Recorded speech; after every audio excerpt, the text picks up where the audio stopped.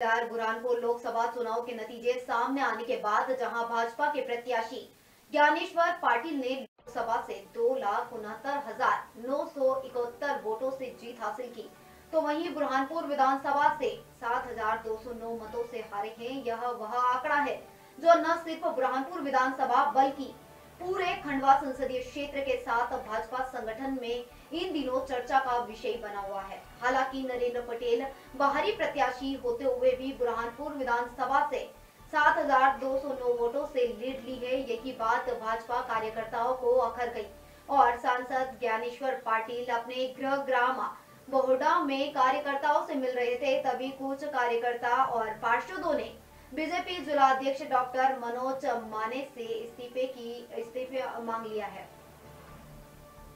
संगठन संज्ञान लेगा और ये संगठन का विषय है कि क्या बदला है क्या नहीं बदला है, तो संगठन इस पे गंभीरता से विचार करेगा और चुनाव नतीजों के बाद में चाहे हम जीतते चाहे हारते हैं तो भी एक एक बूथ की समीक्षा होती है और सारी समीक्षा जहाँ जीते उसकी भी समीक्षा होगी और जहाँ हम कमी रही है उसकी भी समीक्षा होगी। विधानसभा में जो गुटबाजी हवी हुई थी वही गुटबाजी इस बार भी हवी हुई है, उसी का कारण नहीं, ऐसा कुछ तो गुटबाजी ये भारतीय जनता पार्टी में कोई सोचे कि हमारे किसी के हाथ की कठपुतली बन के रहे तो ये भी संभव नहीं है।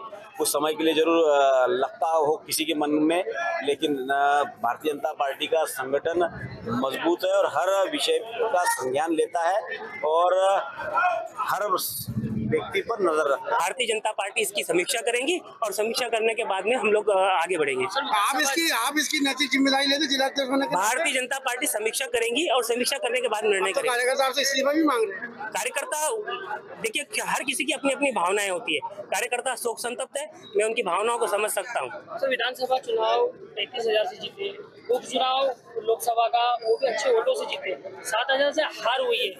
अब बुरहानपुर विधानसभा चुनाव चतुष्कोणीय चुनाव था, उस समय भारतीय जनता पार्टी की प्रत्याशी को जितने वोट मिले थे उससे ज्यादा वोट इस लोकसभा चुनाव में मिले। वोट कम नहीं हुए, वोट उससे ज्यादा मिले, इसलिए इसको हम हार नहीं कहेंगे। चुनाव तात्कालिक समीकरणों के ऊपर होता है। पिछला विधानसभा का चुनाव का समीकरण अलग था, इस चुनाव का समीकरण अलग है। यहाँ पे अभी जो लड़ाई हुई है वो आमने सामने की लड़ाई हुई है। निश्चित रूप से ये बहुत बड़ी जीत है, लेकिन एक काला टीका लग गया है और इसकी समीक्षा आपको अध्यक्ष जी ने बोला कि हम समीक्षा करेंगे, लेकिन मेरा मानना है कि जो संगठन में जो एकदम से फेरबदल हुआ था, बूथ अध्यक्ष एकदम बदले थे, उसका भी कहीं ना कहीं कारण रहा, क्योंकि नए बूथ अध्यक्ष आ गए, उनको कुछ मालूम नहीं है, पुराने बूथ अध्यक्ष कुछ नाराज हो गए हैं। करीब 200 के आसपास के बूथ अध्यक्ष चेंज हुए थे, तो हमको समीक्षा तो करनी पड़ी।